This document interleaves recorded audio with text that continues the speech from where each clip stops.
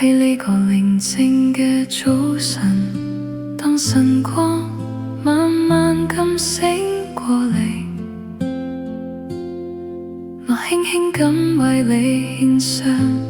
一句細細嘅祈禱，願昨晚留下嘅擔心，隨住清晨嘅微風慢慢散去，你嘅心入面只剩低平安同溫暖。今日我希望你可以成為世界上最幸福嘅人，唔係因為你努力追尋幸福，而係讓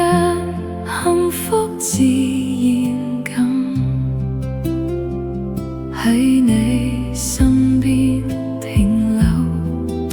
由朝到晚都輕輕咁溫暖你。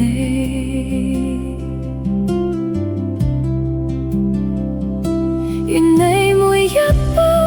都被無聲嘅祝福陪伴，連細細嘅巧合都變成溫柔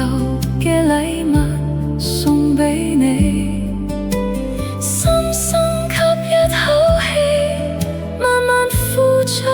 嘅時候，願昨日嘅重量輕輕咁融化，只剩今日嘅光同安寧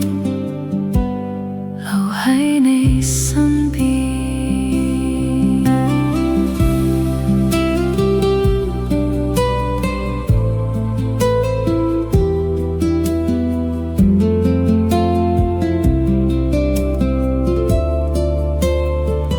願你今日望到嘅每一個景象都變得稍微亮啲、暖啲、有啲好似都特別照顧你咁。願呢句細細嘅祈禱，一整日都靜靜咁陪住你，